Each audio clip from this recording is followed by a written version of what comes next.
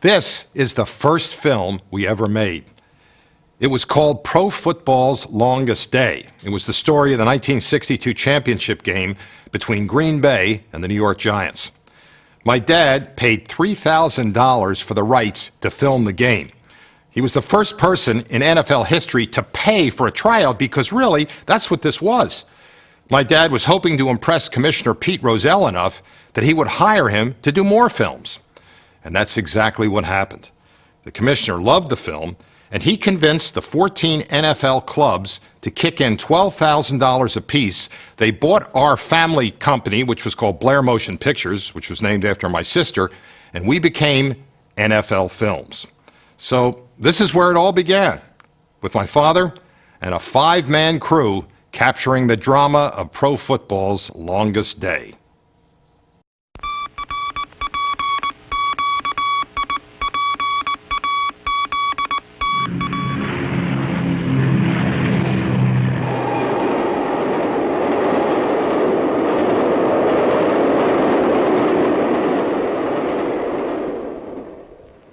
This is Green Bay, Wisconsin. It is tucked away in the upper regions of Lake Michigan. In many ways, it's just another lake town. But Green Bay is famous the country over for one thing: football, as played by the Green Bay Packers. Hello, I'm Bart Starr. I remember something Coach Vince Lombardi told us when he first came to Green Bay. He said, "Fellas, there are planes and trains and buses leaving here all the time. And if you don't produce for me, you're going to find yourself on one of them." Being Packers, we've never forgotten that. The men who wanted to stay, they're still here. And let me tell you this, Green Bay is a great town for football. Green Bay, Wisconsin, whose heart is warm for the Packers. From pro football's earliest heritage, this is the last of the town teams. 63,000 people live here, and all of them are for the Packers. New York City, population 8,700,000, the great city of the Western world, and the home of a football dynasty, the New York Giants, 13 times leaders of the East in the National Football League, 4 times world's champs. I'm Frank Gifford. I've been in the league for 10 years. When you're with the Giants, you learn that football is a game of percentages. You have to pick out the other team's weaknesses, exploit their mistakes, and then you win ball games.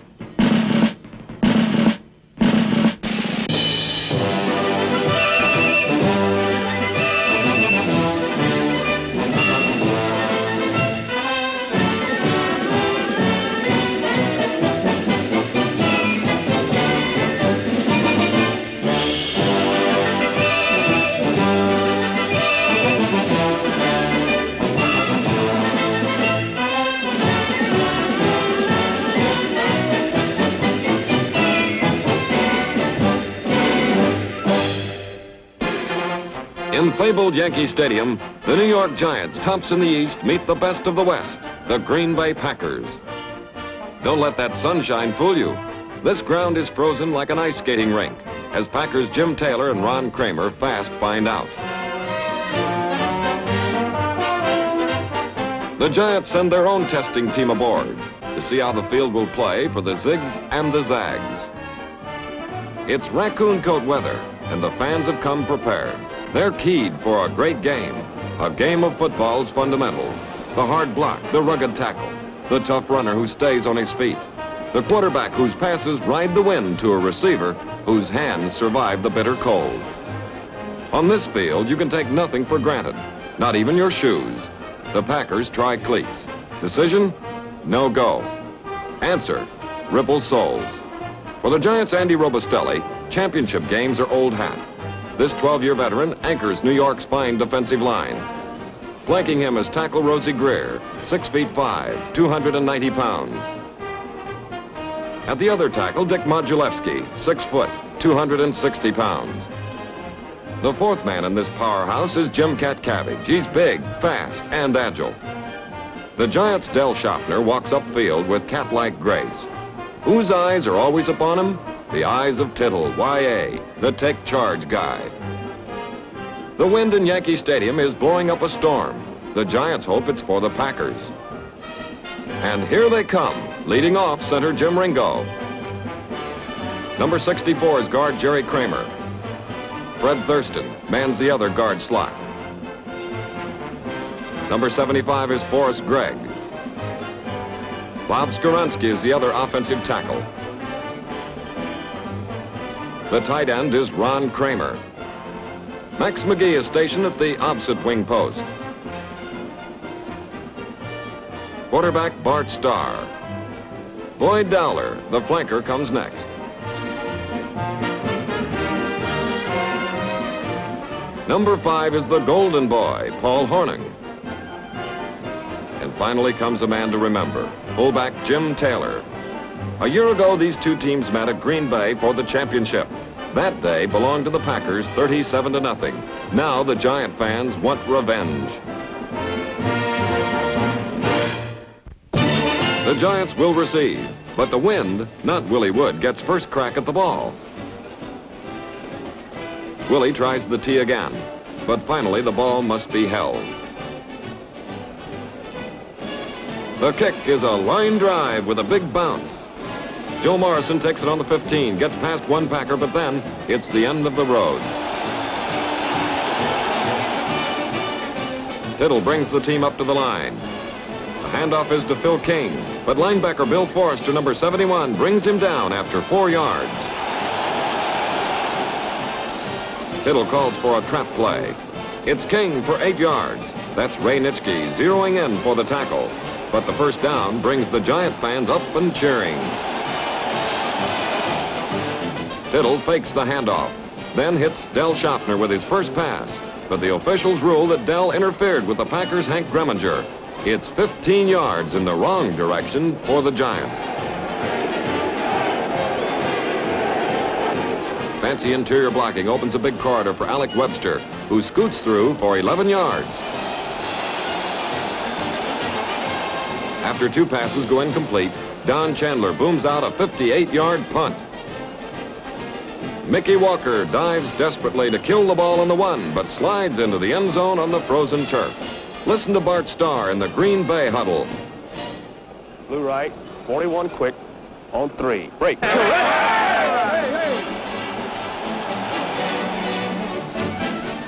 The handoff goes to Paul Hornung, who shows no sign of injury as he knifes through right tackle for 5 yards. Starr calls on Jim Taylor. He goes for a first down. Dick Lynch nails him, and Sam Huff applies the clincher. Having gone right and left, Starr probes the middle with a look-in pass to Ron Kramer for another first down. Then it's Taylor again, pounding around end. Erich Barnes is bowled over like 10 pins, and Taylor keeps going until he's shoved out of bounds with another first down for the Packers. Workhorse Taylor gets another call. As he tries to twist around, the ball squirts free, but there's no damage to the Packers because Jerry Kramer recovers. The Packers are moving. Starr flips to Taylor, who roars for 13 yards before Barnes, Webb, and Patton send him sprawling. This is rough, hard football, and that deep freeze in Yankee Stadium doesn't make it any softer. 4X switch on 1. Ready? Break. Now. Hey! Let's loosen up. Let's go. The power of Taylor is taking its toll. Starr drifts back for another pass, finds Taylor open, and the all-pro fullback is on his way. Just inches short of a first down, the reception committee drives him out of bounds. The Giant line stiffens, and the Packers have to call on the toe of Jerry Kramer. Jim Ringo snaps the ball, and Kramer's toe does the rest. You don't need the referee's signal to tell you the Packers are in for 3 points and first blood. Willie Wood is the man who kicks off for the Packers. Sam Horner kneels to take the ball in his own 13 and heads upfield. His blockers clear a path, and Sam makes 25 yards. Phil King carries on a left-end power play. The Packers' two Willies, Davis and Wood, escort him out of bounds. Tittle fakes a handoff, then drops back, looking, and finding Schaffner. Dell tries to outmaneuver Willie Wood, but Willie hangs on, and Herb Adderley comes up to make sure nobody goes anywhere. Giant fans scream go, and that's what Tittle has in mind as he threads the needle to Schaffner, this time on the left. With New York moving, we'll eavesdrop on Y.A. Tittle. Right, slant, 34 on 4. Hey, 2 count.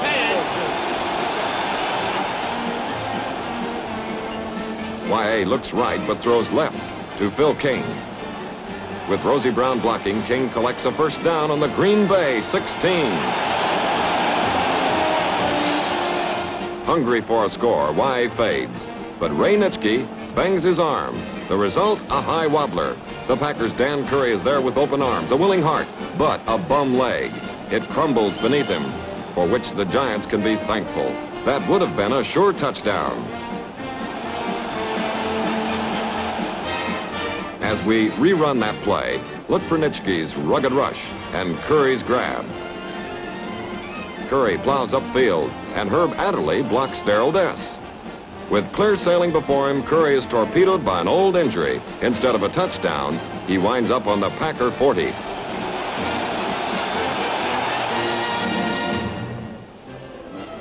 But all the Giants coach, Allie Sherman, can think about is the touchdown threat that went astray. How did Nitschke break through?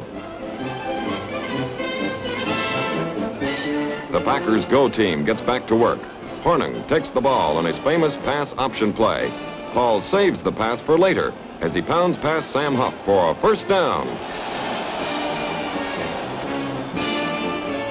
The handoff is to Taylor, but Robustelli and Patton do a high-low job on him, with Dick Lynch joining the party. There's no gain on the play. Starr goes back to the air and fires a pass to the 240-pound Ron Kramer, who makes a nifty catch and goes to the New York 34. The quarterback turns again to power, Taylor. On the pull-out guard play, Thurston lets a tackler slide off, and Taylor goes nowhere. Taylor doesn't like that, and Starr gives him another crack. He's tripped up by Tom Scott, with belated assistance from Sam Huff. Huff and Taylor have a few words, not all of them polite. Taylor's hurt and leaves the field.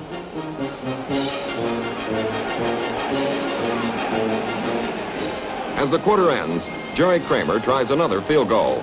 This one from the 37-yard line is short and off to the left. Green Bay has to settle for a 3-0 lead at the close of the first period.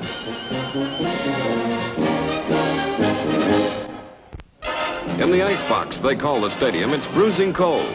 The winds reaching gusts of 50 miles an hour chill everything. Now Tittle has to go back to work.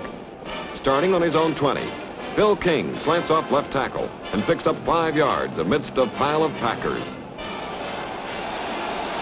Green Bay is looking for another ground play, and Webster obliges by slamming out 4 hard yards. Henry Jordan, the Packers' all-pro tackle, limps off the field for emergency first aid. The Giants go nowhere, and it's Chandler time again. A 36-yard boot. Elijah Pitts has plans for the ball, but suddenly the whole gang drops in on him.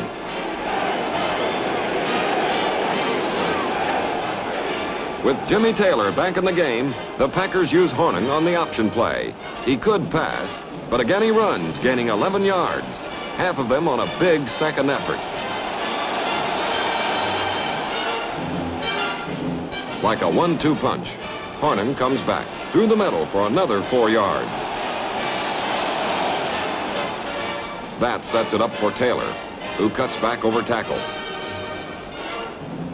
Once again, Huff and Taylor exchange pleasantries, with Erich Barnes applying the pressure at the head end of this tug-of-war. With the ground game rolling, Starr decides to blend in a little aerial. Boyd Dowler is wide open for a 19-yard completion. Baby, it's cold out there, and the Packers aren't making it any warmer for the Giants. Starr fades. but he can't fade away from Dick Modulewski, who flings him for a 10-yard loss. And Giant fans are jubilant. The time has come when Max McGee must punt. It's a 38-yarder. There's a host of Packers on hand when the ball rolls dead on the Giant 5. After an exchange of punts, the Giants have it on their 29. Tittle hits Phil King with a screen pass, but Jordan holds him to a 5-yard pickup. Thinking the Packers are looking for a pass, Tittle calls on Phil King. The ball is belted free by Curry, and Ray Nitschke dives aboard. It's 1st and 10 for Green Bay on the New York 28. This could be a turning point, and the fans know it. If they don't, they'll find out here. Twice Hornung has run on the option. This time, he has the Giants thinking that way, when he arches the ball to Boyd Dowler, way down on the Giants' 7-yard line. With the goalpost just ahead, Taylor goes ramming through the middle for the first touchdown of the game. He seemed to enjoy that so much. Let's have him do it again and retrace his steps. The Giants' defense overshifts, leaving a big hole for Taylor. Not even the desperate lunge of Rosie Greer can stop the league's leading rusher. This makes it 9-0 in favor of the Packers. Jerry Kramer adds the extra point, and it's Green Bay 10, New York nothing.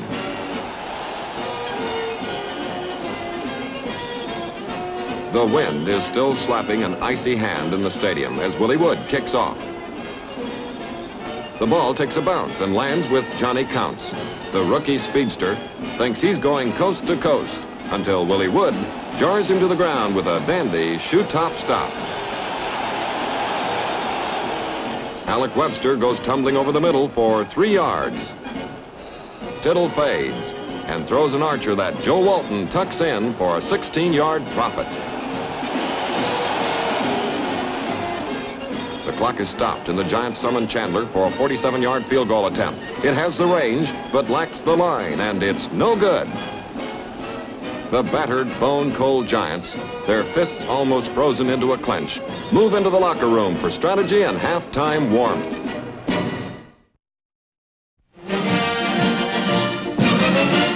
There's no warmth out on that windy field as Philadelphia's Cardinal Dougherty High School Band and baton twirlers march out for the halftime show. There's the cold for you and the numb faces of 2 pretty girls. But this is a big day for them, too. They're out to show their fanciest steps. In the stands, the Giant rooters are grimly cold. Coach Allie Sherman is all bundled up, and as we pick up the 3rd period action, we see New York's Alec Webster rip right through right tackle for a 12-yard gain. Tittle trying to get the Giants moving. Let's go with a 12-yarder to Schaffner. Jesse Whittington can't agree. He caught it inbounds. Webster finds a hole at left tackle and submarines for another Giant first down at the 50. Those fire pots are really flaming right now. But the Giant offense gets no more heat, and Chandler has to kick. The boot sails high into the air, past the Packers, and into the end zone. As the Packers take over, Starr barks signals and hands off to Hornung. He's dumped for a 5-yard loss by linebacker Bill Winter, and that Green Bay doesn't like. Starr goes back to arch a long one intended for Ron Kramer. He overshoots his target, and Dick Lynch almost makes the interception. That's a tough break for the Giants and their fans. So Max McGee goes back, way back, to the door of the end zone. Erich Barnes sweeps in to block the punt. The ball squirts away, and the Giants' Jim Collier flops on it at the goal line. Is he over? Yes, it's a touchdown. And this is what the Giant fans came to see. They forget the cold. Everything but the touchdown. With the aid of some movie magic, we'll analyze that last play. McGee is under tremendous pressure with Barnes and Collier leading the rush. Green Bay's Gary Barnes has a shot at the ball but misses. Here's a rookie who wants it, Jim Collier. With anxious heart and eager arms, Collier wraps himself around the ball. When it's all over, he has the touchdown. This brings the Giants within striking range, and the fans know it. Chandler takes his time and bombs the ball over the crossbar to make it 10-7 in favor of Green Bay. Their lead pared to 3 points. The Packers prepare for the showdown. Don Chandler's kickoff, a long floater, is taken by Tom Moore on the 4-yard line. Moore, said by many to be the finest second-string back in the NFL, rattles off a 29-yard return that jars the Giants back on their heels. Now it's Jim Taylor and also Little Mo, Dick Modulewski, who brings him down for a 2-yard loss. The Giant fans dig this. The Packers have to punt, and this time you can bet they'll beef up their blocking. Max McGee gets it away for 35 yards. Sam Horner fumbles the kick and a mad scramble ensues. Who's got the ball? Even the officials don't know. But one man knows. It's Ray Nitschke who fell on it. And the Packers signal that they still have possession. For Green Bay, great. For the Giants, disaster. Bart Starr calls in his bread and butter back, Jim Taylor, who gouges out 12 yards before Robustelli flattens him. Taylor is taking his lumps today, and the fans have a feeling that this could get personal. But who can tire of Taylor? Certainly not Bart Starr. Taylor responds by going up the middle for 4 more yards. Starr, with some beautiful blocking, has time to loft a pass to Boyd Dowler. The big flanker outleaps Erich Barnes. The ref rules he caught the ball inbounds despite the protest presented by Barnes. Green Bay's bench is up and waiting as New York's defensive brigade asserts itself, forcing the Packers to go for the field goal. Jerry Kramer's kick from the 29 curls up and over the bar, giving Green Bay a 13-7 lead. Starr and Kramer are welcomed on the sideline by Paul Hornung and Coach Vince Lombardi. The scoreboard tells the story. New York puts the ball in play on its own 20. It's Tittle back to pass. This is no floater. It's a bullet, and it hits Frank Gifford for a 6-yard gain. Tittle, playing catch-up football, knows what to do. Look for Schaffner. Dell snares this pass, but Jesse Whittington brings him right down. Yelberton Abraham, better known as Y.A. Tittle, is going great guns. He draws a beat on Joe Walton and hits him dead center for a good gain. Yes, for Tittle, things are warming up. Yat rolls out while waiting for Schaffner to clear. Willie Wood puts the bear hug on too soon, and out comes the official's flag. Wood protests a little too violently and is given the old heave-ho. Willie still can't believe it, but he gets the message. He's out of the game. The Packers are penalized 15 yards, and this is a sad moment for Willie Wood, who's played a fine game. The Giants go razzle-dazzle. Tittle to King, then King to Gifford. Then it's Gifford with a lateral to Tittle, who tries to hit King in the corner. The play is a complete bust, as Curry almost intercepts. The Giants are only 18 yards from a touchdown as Tittle hits King. John Symank and Adderley clobber King at the 10-yard line, but there's offensive holding. New York's scoring hopes are smothered beneath a barrage of penalties. The quarter ends with the Packers clinging to a 13-7 lead. Early in the final period, Don Chandler is brought in to punt. It's a boomer that goes 52 yards. Elijah Pitts grabs it on his own 21, cuts left, and keeps barreling up that side for 36 yards before Phil King cuts him down to size. Starr sends McGee on a slant pattern, and his pass is perfect. The sure-handed Packer pulls it in for 14 yards. Tom Moore tries the draw, but Big Rosie Greer creams him for a 4-yard loss.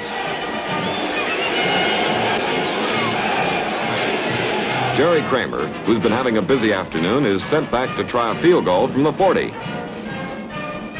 With the wind swirling in the stadium, the kick is short.